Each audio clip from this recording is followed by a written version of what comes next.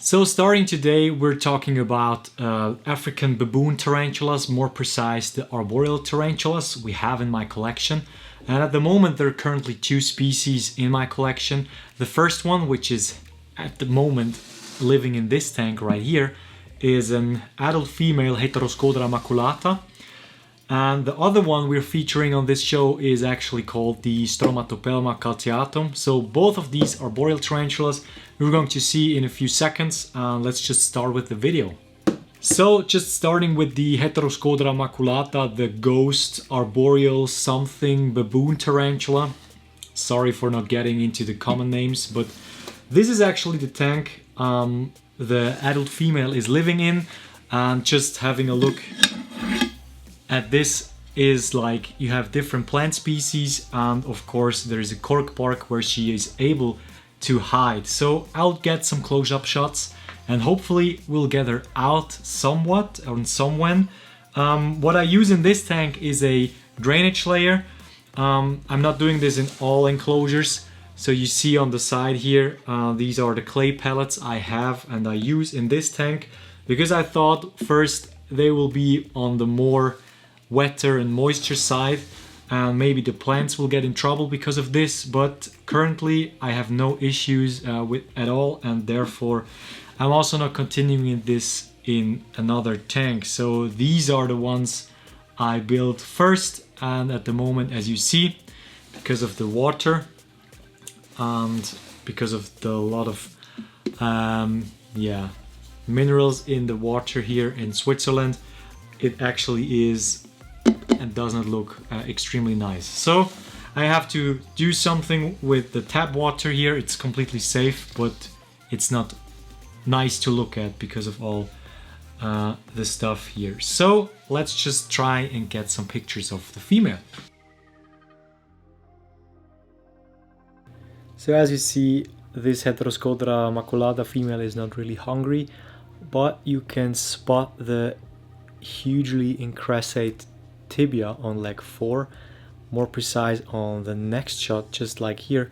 You see that it's just thicker than other parts of the leg 4, and that's quite a distinguishable feature for this species of tarantula.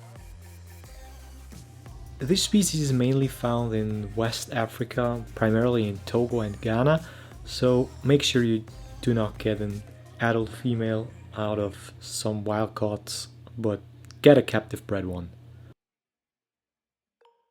So coming to the second tank of the second species of African arboreal tarantulas. Both of them I've never seen in the wild so far, but I hope we are able to see them in the near future.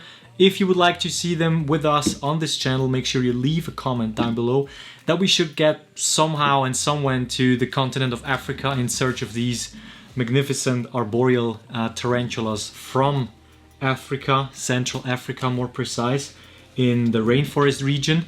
So here you can see in the background she is having a good time and she has actually webbed up the whole thing. So same as with the Heteroscodra maculata, we tried to incorporate two pieces of cork bark. So I just put them together like this, and she would ideally house beside it. But she decided to not use this, and the burrow itself, or the tree burrow, is unused at all, but she has webbed around it completely. So over here and then back over here. So plants are growing nicely in here. I have two different species of plants. One of it has a purple tone on it and the other one is just plain green. And of course, leaf litter as well. Same as the other tank, I do have a second layer for a drainage layer. This one is more on the wetter and moist side, so it's not too bad to use, but in the new tanks and enclosures I don't really use drainage layers anymore because I don't see any benefit from it, and in the last 15 years I never had any problems keeping tarantulas in bioactive enclosures without a drainage layer. So all the big ones you see in the background, they don't have a drainage layer and they are doing just fine. and will of course also in the future. So we'll get some shots of the female, and I'm pretty sure she will not be amused at all. So yeah, definitely not a beginner species. I see some people stating in the comments on the last video that Poecilotheria is in fact not a beginner species. In my opinion, you can certainly keep Poecilotheria, any species, as a beginner species or as your second species to begin with, but certainly not these guys, because both of these are African arboreal tarantulas, Stromatopelma and Heteroscodra. They are extremely fast, like way quicker than Poecilotheria, and they are way more defensive than Poecilotheria. So if you disturb them just a little bit, if there is some airflow coming out of your mouth somehow, they will get into defense mode, and more precise, they also try and get the food, because they think sometimes that they will get fat now, and that's the reason why you should be extremely cautious with them. Of course, the venom, that's another part of them. Venom should be quite significant to humans, but anyway, venom has and never is in fact a feature which is to consider for tarantula keeping, because in my opinion you have to be aware that every tarantula can bite and has venom. So there are just differences in tarantulas who are like more docile or more defensive, and others just use like the way to attack at some point. But these guys, really nothing for beginners, and you just have to be prepared and get used to tarantulas a little bit longer.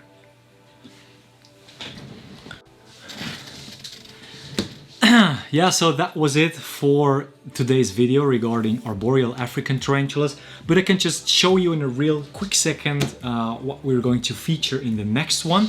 So we have a tarantula species over here